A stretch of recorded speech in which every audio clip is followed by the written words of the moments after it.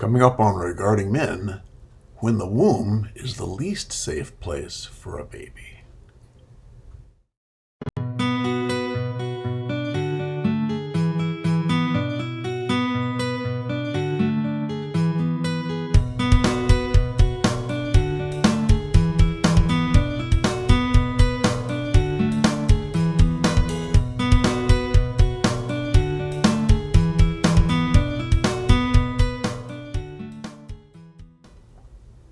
Hello, everybody, and welcome to Regarding Men, where we hold men in high regard and where red pill isolation comes to die. There it is. Indeed it does. I'm Janice Fiamengo, and I'm joined by my good friends Paul Elam of paulelam.com and Tom Golden of Men Are Good. Men are good. And today we're talking about the female accountability gap, or just the accountability gap for short. And guess whose gap?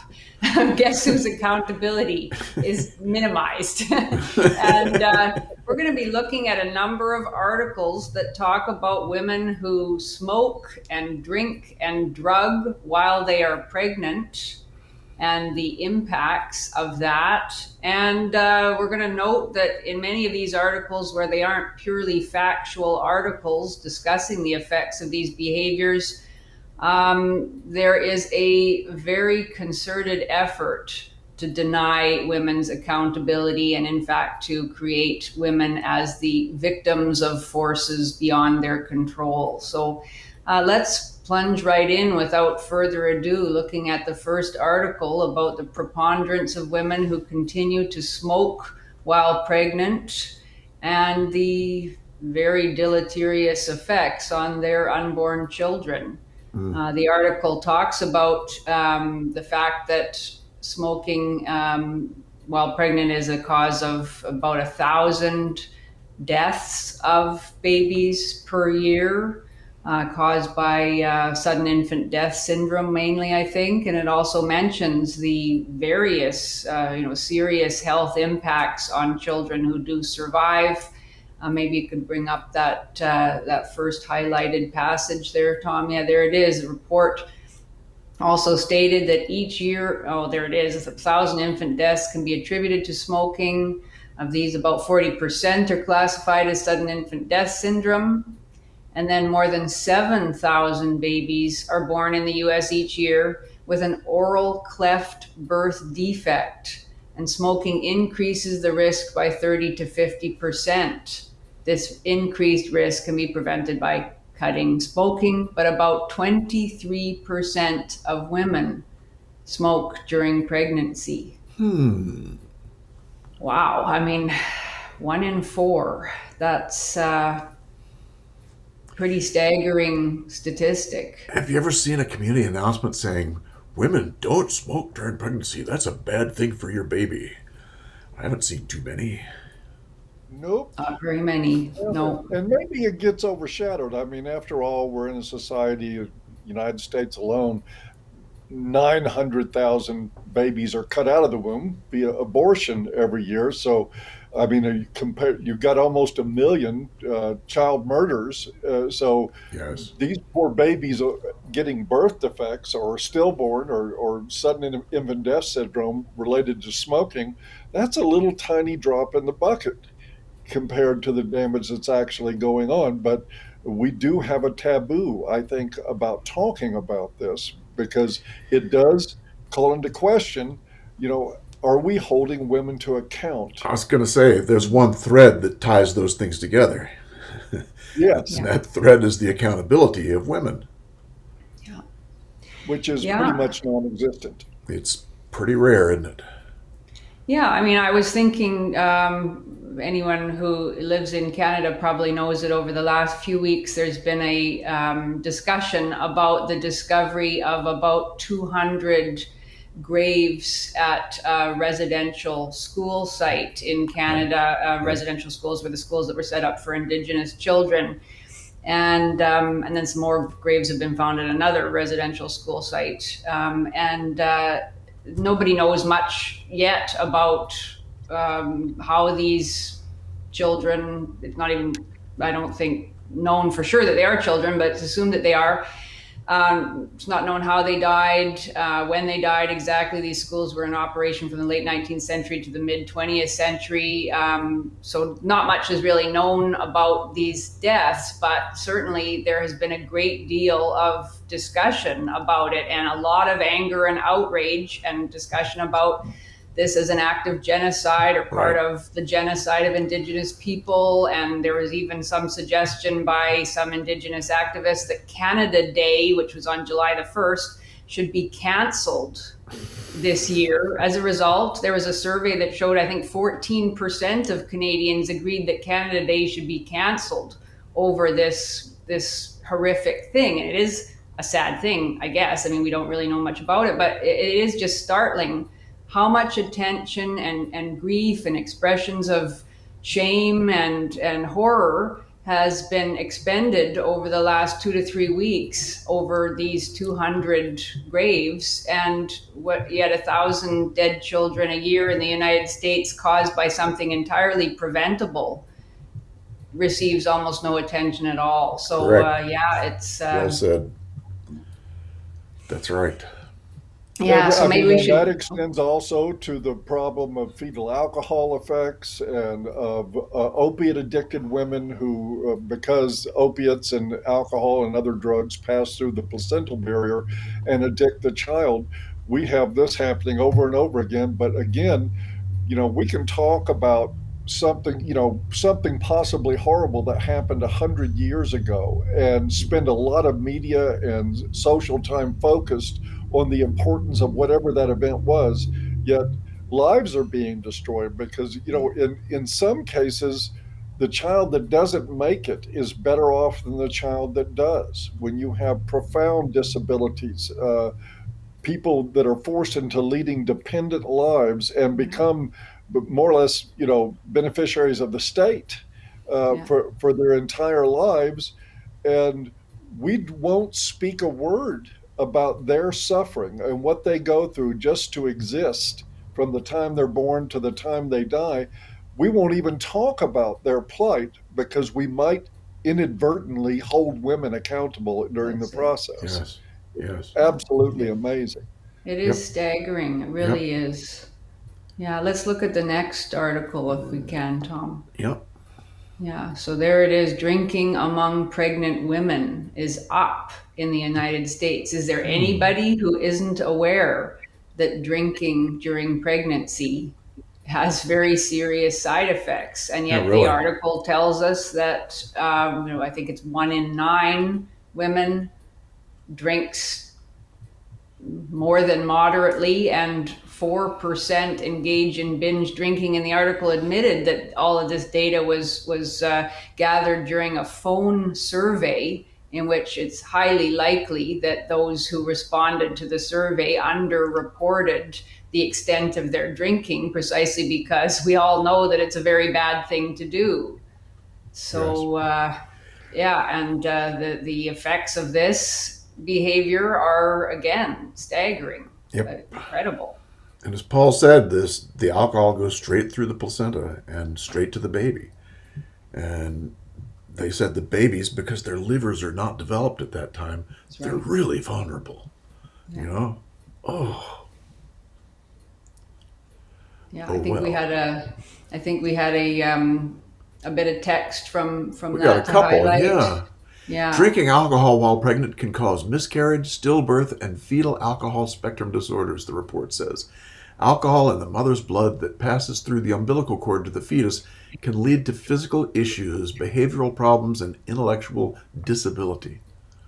And let's clarify a little bit when we're talking about what they say is behavioral problems.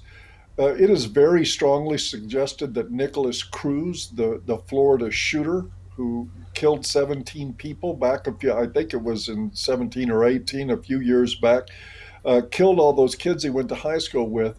There's a lot of speculation that he has fetal alcohol effects or fetal alcohol spectrum disorder. And I would call mass murder a pretty significant behavioral issue. And this, again, I would love to have in-depth, lengthy important discussions about this topic. Unfortunately, I don't really see it going anywhere. Um, I would bet that anybody in the mainstream that started taking a stand about what women are doing to their babies by poisoning them with different Right. chemicals and alcohol, Right. that career would be over Yep. very shortly, Yes. because we can't offend some women, even if it means we destroy many lives Yeah. and kill people. It just So, that's how important it is not to bother women with the Yeah. truth. oh, wait a minute, Paul. If this little fella had fetal alcohol syndrome, doesn't that make the mother accountable for the crime? You would think in a Hmm. normal, sane world, we would assign responsibility. I mean, At she may least not be some. criminally liable, but at Right. least a public recognition that, you drink while you're pregnant, this is what it can lead to. Yes. These are the Yeah. possibilities. But again, uh, our society, I don't see it ever having an honest discussion about any of these real tragic things that are going on while women are pregnant. Right. If the last article you pointed out said 23% of women smoke while pregnant. Right. If 5% of men were engaged in a behavior that was known to cause birth defects, we would have national outrage. Yes, exactly. I was thinking the same thing. Yeah. Or 2%, Yep. Yeah. we would still have a Yeah. national. Matter of fact, Those, if there's no evidence at all, we'll figure out a way to blame guys. those toxic Uh, males there's the toxicity screwing right up the there. gene pool. Hmm. But Yeah. instead, we just have this deafening silence. And this translates, it needs to be said, into a huge amount of human suffering. Yes. It is not fun to live with fetal alcohol spectrum disorder. It's very challenging, very difficult. There's all kinds of hardship that can come into play with this. But again, if you've been affected by that, too bad. Nobody's ever going to be held responsible, No. um, because the And person who perpetrated this was female. I yeah. thought this particular piece was interesting here too. Unmarried women were nearly twice as likely as married women to drink while pregnant, 15.2 to 8.6% respectively. Isn't that fascinating? Hmm. Unmarried women were nearly twice as likely as married women to drink while pregnant. That comes from the "I don't need a man to have a baby" crowd. And I Hmm. was thinking, could this also play into the fatherlessness pathologies that come up? I mean, following a fatherlessness, we know that there's causality in all of these different things that are associated with fatherlessness. But could it be that this is a precursor in some ways? You Hmm. know? You're talking about an awful lot of people, the difference between 8.6 and 15.2. If you count all the pregnancies, and Yep. all the fetal alcohol effects that happen and the smoking related disabilities and birth defects, you're talking about a huge number of people. And yeah, I think it probably does, Tom, play into the fatherlessness picture. Yeah. So many factors. Yeah, but Hmm. yet right away, and when you put that statistic out there in this article, it can't just be left for people to absorb that factual reality. Right away, we have to have the follow up that tells us don't blame these women. Don't Right. hold these women responsible. These women are primarily the victims. The higher prevalence of both drinking and binge drinking among unmarried women may be due in part to the financial stress associated with being the sole provider, as well as lack of social support, the researchers said. All of the research is so tainted by this gynocentric bias, by this inability to see women as adults who are responsible for their own choices and behaviors. It's just, you couldn't have a more striking example of the kind of empathy gap and certainly the accountability gap that is holding our societies in its grip. I was thinking, in relation to all of this, remember the Don't Be That Guy campaign from Oh, about, I don't know, yes. 5 years ago or so? No, Yes. And longer Don't ago, Be I That think. Girl campaign. Oh, we Yeah, should and That's do then, all. yeah, some.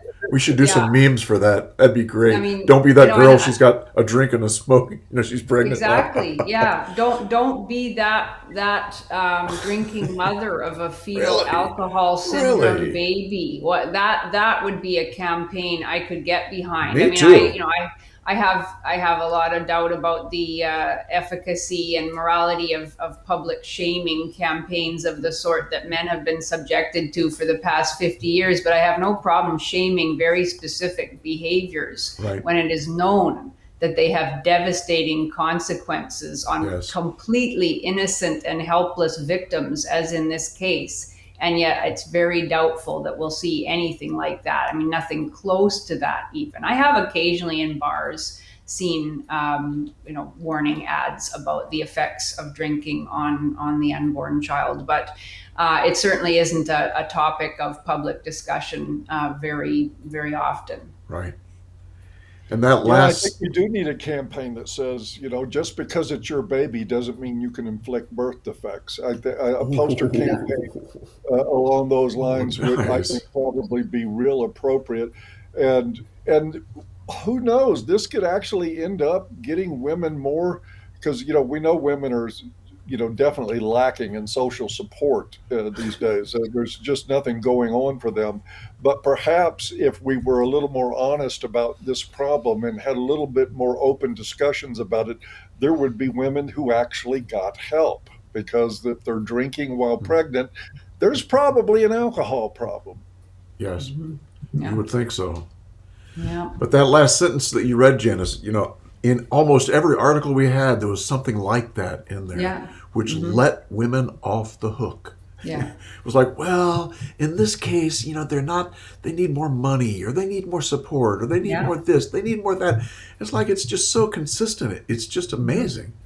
Whereas It's like the researchers are actually afraid to stand behind the full numbers. implications of what they find. Right. Yeah. Right. That's crazy. Yeah. Should we go to the next one? Yeah. All right. Absolutely. Let's see what we got. Let's turn those off first. Oh boy. Yeah. So here again, the drugging, the number of babies who are born addicted to either illegal or prescription drugs is quite significant. I think it's Yes. 60,000. And they are the victims of something called neonatal abstinence syndrome, NAS, a group of problems, horrible problems. Look at that: body shakes, trouble sleeping, breathing problems, poor feeding, and more. Awful. And it says that the instances quadrupled. So this isn't a problem that is just an ongoing problem. It's getting worse and worse between 2004 and 2013, resulting in a 7-fold increase in neonatal intensive unit care stays. And of course, there's also a potential for long-term health and development issues as the baby grows. Horrific. Yes. And just to be clear, what we're talking about here are babies who are addicted. They're addicted because the mother ingested some sort of substance that addicted the baby, passed through the placenta. Baby got addicted and then has to be treated after birth. It's just mind-blowing how bad it is. What an introduction to life that is. Really? To come into life in withdrawal from opiates. I can't imagine. I think it almost probably parallels circumcision. I was just going to say that. Introduce somebody to life at the edge of a blade. These babies are suffering, and these are long-term effects. When you have body shakes, trouble sleeping, breathing problems, poor feedings, and more, all going on in the first days of life, these have profound behavioral and physiological implications that go through the rest of their life. They don't just quit. Yes, I mean, exactly. Cortisol levels go through the ceiling. The stress-related hormones get released and go through the ceiling during times like this. Yeah. And that has an impact on brain development. Of course, we're probably not even supposed to talk about that very much either, because God knows it might mean that women have to look at their behavior. Yeah. Yeah. Was this the article, Tom, that had the, I can't remember now whether it's this one or the next one, that also had the explicit statement about, that's also extremely Explicit statement, what, Janice? powerful. I was just thinking there's an explicit statement about how it's difficult for everyone getting off drugs. It's difficult for anyone who has a dependency to deal with it, but it's especially difficult for women. I think that maybe that's the next article. I think that one's yet to come. Yeah. Yeah. But here's just the prevalence of this NAS. Every Every 25 minutes. 25 minutes, a baby is born suffering from opioid withdrawal. God. Staggering. And that's just the opioids. There's Yes. more to it than that. There's methamphetamine, there's alcohol, there is tobacco, which has a profound impact. We're talking about millions of altered lives here every year. Yeah. Crazy, crazy. Should we go on to the next one? Yeah. Substance abuse. Oh yeah, this was this. Yeah. This one, this one is just saturated in that women need special care. Men are just people. They don't have problems. They are problems, as we've said before. But women need special solicitude no matter what they're doing, no matter their own perspective on their problems, no matter their agency. So yeah, this is the one that talks about the gender differences in substance use and has this statement about how women need special care. Can we bring that one up? Let's see. Yeah, and I'd like to add a point to that too. It's something in spending 3 decades working with chemically dependent populations, this is something I saw happen over and over again. Chemical dependency treatment is predicated on personal accountability. It's like what they do in a treatment center, if it's a good treatment center, is they hold a mirror up of your life directly to your face and don't let you look away. It's like, this is you, this is what you're doing, this is the impact it's having on your family, your friends, your job, professional life, physical, whatever. And if you don't face this and take responsibility for doing something about that, it's going to probably kill you at some point or destroy your life even further. It's a great model to work with, and it's a beneficial model to work with. But what happened with women after the feminist takeover of the psychological establishment in the late 1980s, we started bringing in women to treatment centers. And all of a sudden, it wasn't about what they were doing. It wasn't about their decisions or their choices in life. It was about how men had harmed them. And we started giving these people who desperately needed to take responsibility for what they were doing with their lives and started giving them excuses coming from the people who were paid to try to help them stop drinking and drugging. Telling them, well, it's not really your fault. You were abused in childhood. Your boyfriend was mean to you, so you drank a fifth of whiskey every day. Naturally, that's a response to an abusive boyfriend. We started playing sexual politics with people, and then would sit around and say, gee, how come the women have such poor outcomes in treatment centers? Can't understand why. But that, again, this goes back to, this has been going on a long time. And what we're seeing now is you see in the subtext of all these articles, we're saying really, well, women have special needs that we apparently don't understand. So let's not hold them to account for this. And it's the same thing. Everything you said is in this one little quote here. You can see it. It's the same stuff. It can be hard for any person with a substance use disorder to quit, but women in particular may be afraid to get help during or after pregnancy due to possible legal or social fears and a lack of child care while in treatment. Women in treatment often need support for handling the burdens of work, home care, child care, and other family responsibilities. Women are guess different. what, folks? Women need to quit drinking and drugging. Is what they need. But it is amazing to me how these little softenings are throughout all the articles we ever saw. It's like everyone gives women an excuse. Yeah, everyone. Oh God. Yeah. And it's not doing women any favors. Really? No. Exactly. Well, that's it. And it's just as you're saying, Paul, everyone's sitting around saying, gee, these problems are getting worse. Why are they getting worse? Well, if the way that you help people stop is you force them to take absolute personal responsibility for everything they do in their lives, if that's the thing that works, then why would you take that away? And that's exactly what all of these articles do in one form or another. It's really striking. Yep. It's crazy. It's a terrible problem when the people that we trust to help ameliorate problems are actually, what's the word I'm looking for? Perpetuating them. Yes. Yeah. Yes. Gynocentrism It's just seeping in. It's just in every pore. And it comes back to this point that we've made many times before, in that the modern feminist movement, maybe even all feminist movements, certainly the modern one, is not really interested in any of the things it claims to be interested in. It's not really interested in the lives of women, in improving them. It's not interested in what it claims to call equality, or the radical notion that women are human. It's not interested in any of those things, because even when it has evidence right before its eyes that its own ideology and the practices that it spawns are creating more victims, it keeps on. It is, as we've said, primarily interested in this idea that women should never take responsibility for anything. And this is most strikingly evident in the last article we're going to look at, which is about a poor, a young girl. She's 7 years old at the time that this article was written, who's the agency caring for her attempted to sue the UK health system for criminal injuries compensation for what had been done to her by her drunken mother. This 7-year-old, this is now a somewhat old article from 2014, but she is completely mentally incapacitated. She will never be able to live a normal life. She's so severely damaged by the enormous alcohol intake of her mother, who was told that what she was doing was going to harm her unborn child, and continued to drink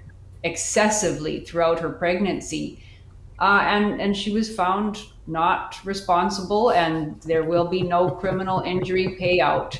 I mean, certainly in Canada, and I think in the United States, and probably in the UK too, a woman who claims to have been sexually assaulted, makes a claim against a man, can collect criminal injury compensation whether or not the man is found guilty of sexual assault. So that's how willing the system is to pay out money to women making claims to have been injured by men. But in this case, this child, who was obviously injured by her mother, is not considered an appropriate subject for that. Yeah. I love the judge's rationale in this case. The ruling he made was that, well, if you cause by your actions harm to a human being, then you're liable. But there's nothing in the law that says if you cause harm to a fetus. Yeah. Well, I would beg to differ. In many jurisdictions, one, if you happen to murder a woman who is pregnant, you can be charged with double homicide for that in almost any jurisdiction in the world. But again, the difference is, in that case, the identified perpetrator is the problem. But the moment that we start talking about holding women to account, the conversation just dissolves. It just absolutely goes away. And suddenly, this is just a fetus.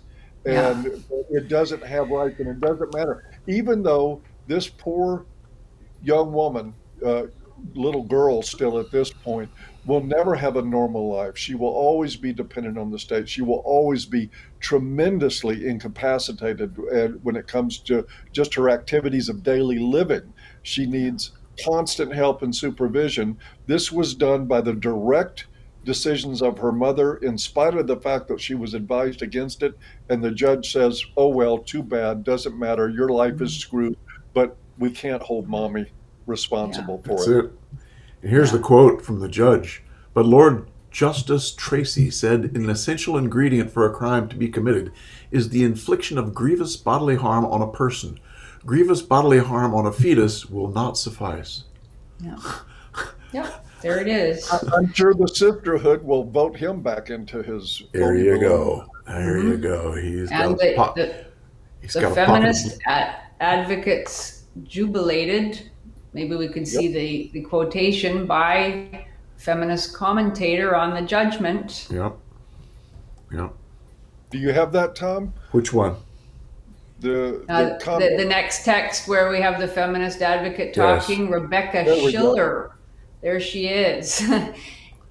said it was an extremely important ruling for women everywhere. Well, yeah, it is, Not so especially much for for their women who have kids, been but harmed by the drinking of their mothers. The UK's highest courts have recognized that women must be able to make their own decisions about their pregnancies, they said. Even if The it kills the immediate kid. and broader implications of the case were troubling in seeking to establish. I thought she was going to say it's troubling to see that this is how a mother Yes. acted, Yes. knowing that she was harming her child. No, it was troubling that in seeking to establish that the damage caused to a fetus through heavy drinking was a criminal offense, the case called into question women's legal status while pregnant and right to make their own decisions, even if that involves killing or maiming for life their unborn children. That is what is paramount. That is the thing to be applauded and upheld. So here it is, the most clear demonstration you could find, really,